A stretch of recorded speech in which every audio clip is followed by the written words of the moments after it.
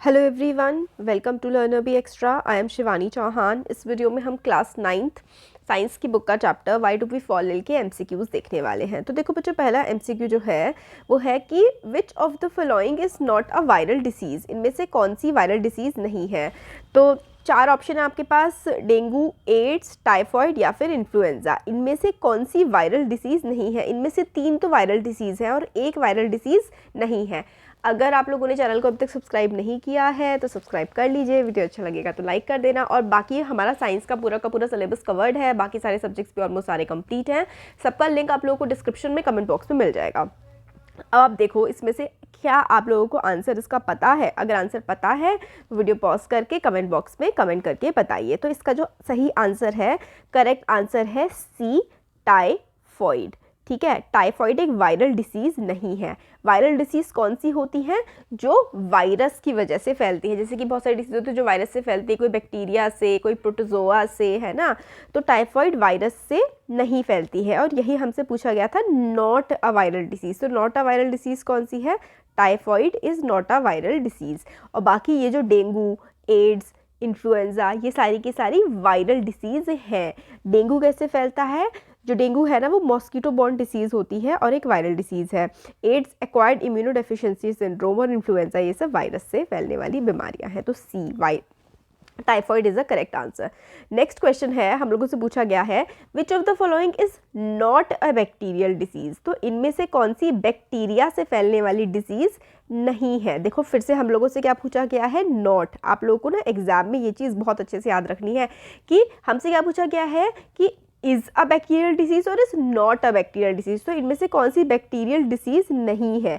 Bacterial disease नहीं है का मतलब है कि बैक्टीरिया इनमें से कौन सी बीमारी को नहीं फैलाता है। तो अगर आप लोगों को आंसर पता है तो वीडियो पॉज करके कमेंट बॉक्स में कमेंट करके बताइए। तो ऑप्शन ए है कॉलेरा, बी ट्यूबरकुलोसिस, सी एंथ्रेक्स या फिर डी इन्फ्लुएंजा। तो कौन सी इनमें से बैक्टीरियल डिसीज़ नहीं है, ये आप लोगों को बताना है। ये ध्यान रखिए एग्जाम में भी कि कौन सी नहीं है या फिर है, क्या चीज़ पूछी गई है। तो आंसर देखिए इसका है, आंसर इज डी, इन्फ्लुएंजा। क्योंकि अभी इससे पहले ही हम लोगों ने देखा था ना, अगर आप लोगों ने इससे पहले वाला क्वेश्चन ध्यान से किया होता तो समझ में आता, मतलब कर लिया होगा आपने कि इन्फ्लुएंजा ये एक बैक्टीरियल डिसीज़ नहीं है। इन्फ्लुएंजा तो क्या है? इन्फ्लुएंजा एक वायरल डिसीज़ है। और ये बाकी सारी कॉलरा, ट्यूबरकुलोसिस और एंथ्रैक्स, ये सारी की सारी क्या है? ये सारी की सारी बैक्टीरियल डिसीज़ है। हम लोगों से नहीं है ये पूछा गया था, इसलिए हमारा ये वाला आंसर हो जाएगा। तो अगर आप लोगों से अभी पूछे हमें वायरल डिसीज़ के एग्जाम्पल अगर आप लोगों से पूछे तो यहाँ पे वायरल डिसीज़ कौन सी है, तो वायरल डिजीज़ के अगर आप लोगों से एग्जाम्पल पूछे जाए तो यहाँ से ही आप लोग ये चीज़ सीख सकते हैं कि वायरल डिजीज़ कौन कौन सी होती है। डेंगू, ठीक है, डेंगू हो गया, एड्स हो गया और इन्फ्लुएंजा, ये तो वायरल डिसीज़ हमारे पास है। ठीक है, और यहाँ पर कौन कौन सी बैक्टीरियल डिसीज़ है, तो बैक्टीरिया से फैलने वाली ये देखो कॉलेरा, कॉलेरा। आप 2 एग्जाम्पल याद कर लो यहाँ पे, जैसे कि एक भी कर लोगे ना याद तो मतलब काफ़ी हो जाएगा, मतलब काफ़ी सही रहता है। ठीक है, कॉलेरा इसका एक एग्जाम्पल हमारा हो गया कि भाई बैक्टीरिया से फैलने वाली डिसीज़ का नाम एक आपने कर लिया कॉलेरा। ठीक है, ये हो गया। एक डिप्थीरिया होती है ना, डिप्थीरिया भी याद कर लो क्योंकि काफ़ी मतलब ये भी काफ़ी ज़्यादा फैलती है। डिप्थीरिया जो डिसीज़ है ये हो गया। नेक्स्ट क्वेश्चन, क्वेश्चन नंबर 3 है which of the following can make you ill if you come in contact with, ठीक है, इनमें से कौन आपको बीमार कर सकता है अगर आप इन्फेक्टेड पर्सन के कांटेक्ट में आ जाओगे। क्या हाई ब्लड प्रेशर चाहिए, ऊपर नीचे हो गया। हाई ब्लड प्रेशर, क्या आप लोगों को किसी को हाई ब्लड प्रेशर है तो उसके हाई ब्लड प्रेशर होने से क्या आपको हो जाएगा? तो देखिए ऐसा देखते हैं, जेनेटिक एबनॉर्मेलिटीज़, अगर किसी की बॉडी में जेनेटिक्स में ही एबनॉर्मेलिटीज़ है तो क्या वो किसी दूसरे पर्सन को हो सकती है उससे, या फिर ब्लड कैंसर किसी से हो सकता है, या फिर स्नीजिंग, छींक, अगर किसी को खांसी है और वो छींक दे तो क्या आप उसके आसपास है तो आपको हो सकती है। तो ये तो सिंपल सा आंसर है, इसका आंसर है सी। तो देखो इसमें ऑप्शंस थोड़े सही तरीके से नहीं थे।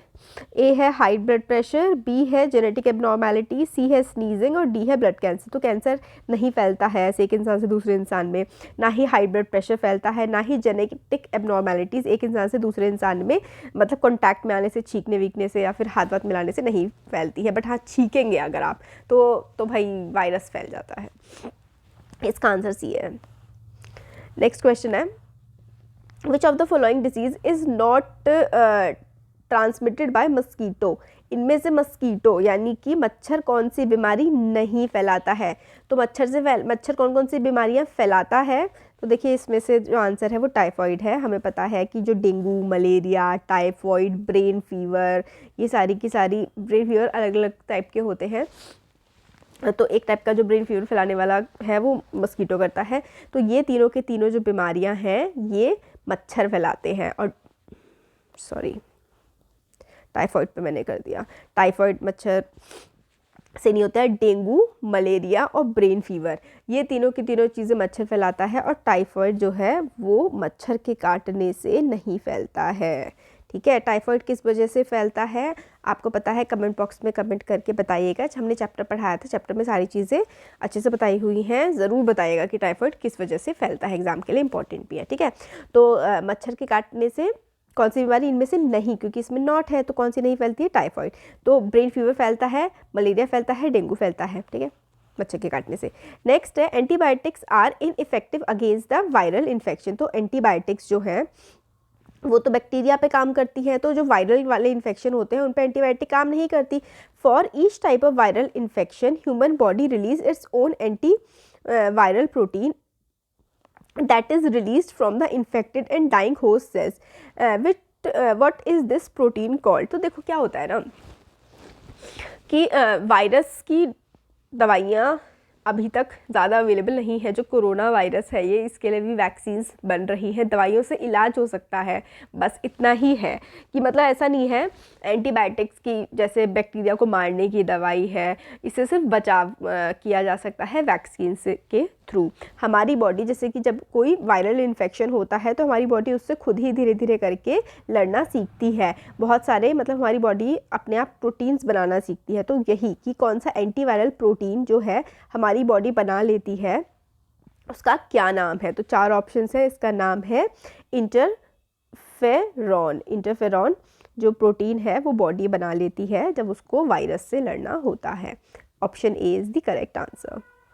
नेक्स्ट क्वेश्चन है which of the following has a long term effect on health of an individual. तो इंडिविजुअल की यानी कि एक इंसान की हेल्थ पर इन सब में से किसका ज़्यादा लंबा असर पड़ता है। कॉमन कोल्ड का, मतलब जो खांसी जुकाम हो जाता है, चिकन पॉक्स का, स्ट्रेस का, या फिर जो तंबाकू खाने, च्यूइंग टोबैको का। तो देखिए इसका आंसर तो सबको पता है सी, तंबाकू चबाने वाले इंसान की हेल्थ पे बहुत बुरा असर पड़ता है। नेक्स्ट क्वेश्चन है making antiviral drugs is more difficult than making antibacterial medicine. Antiviral drugs बनाना, तभी तो मतलब कितना मुश्किल से कोरोना वायरस की भी वैक्सीन बनी है, वो बनाना मुश्किल होता है एंटीबैक्टीरियल मेडिसिन बनाने से। ऐसा क्यों? तो देखिए 3 ऑप्शंस हैं कि virus make use of host machinery. जो होस्ट मशीनरी का मतलब होता है जैसे कि वायरस जिस इंसान की बॉडी में घुस गया है वो वायरस के लिए होस्ट हो गया है। होस्ट का मतलब है अब वो वायरस वहीं रह रहा है और उसी इंसान को ख़त्म कर रहा है, ये होता है। Virus are on the border line of living and non living. Virus have very few biochemical mechanisms of their own. और डी ऑप्शन है virus have an protein code. तो देखो इसका जो आंसर है वो ये है कि virus have very few biochemical mechanisms of their own. ऐसा इसलिए क्योंकि वायरस के ना अपने खुद के बायोकेमिकल मैकेनिज्म्स ना, उसके खुद के बायोकेमिकल मैकेनिज्म्स बहुत ही कम होते हैं, इसलिए इनके लिए दवाइयाँ बनना बहुत ज़्यादा मुश्किल काम हो जाता है। नेक्स्ट क्वेश्चन है question number 8, which of the following causes काला अजर। काला अजर किससे फैलता है? काला अजर काफ़ी मतलब बीमारी है एक, इन सब में से किससे फैलता है? तो इसका आंसर है सी, लीशमेनिया। लीशमेनिया से फैलता है काला अजर। नेक्स्ट क्वेश्चन नंबर 9 है, which of the following is not important for individual health. इसमें से इंडिविजुअल हेल्थ के लिए कौन सा इंपॉर्टेंट नहीं है। इंडिविजुअल हेल्थ यानी कि आपकी पर्सनल हेल्थ के लिए इनमें से कौन सी चीज़ इंपॉर्टेंट नहीं है। तो लिविंग इन क्लीन स्पेस, ये तो इम्पॉर्टेंट है। Good economic condition, social equality and harmony और living in a large and furnished house.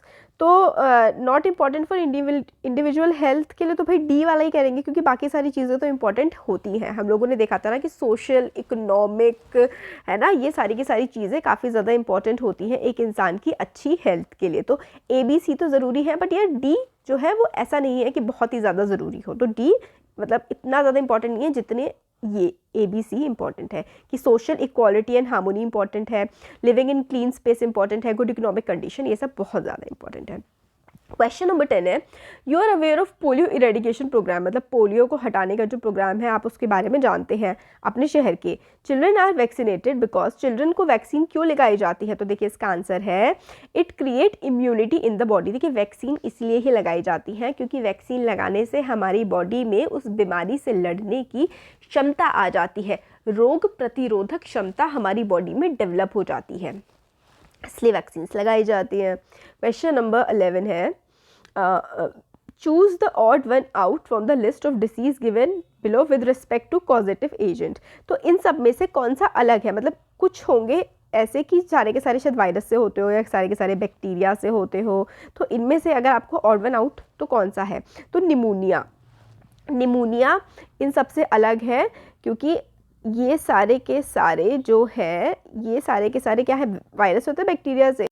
तो देखो ये सारे के सारे जो है ना, ये सारे के सारे तो किससे होते हैं, ये सारे होते हैं ऊपर वाली मीजल्स, रेबीज़ और स्मॉल पॉक्स होते हैं वायरस से, यानी कि ये वायरल डिसीज़ है। और ये जो है निमोनिया, ये बैक्टीरिया से होता है, ये एक बैक्टीरियल डिसीज़ है।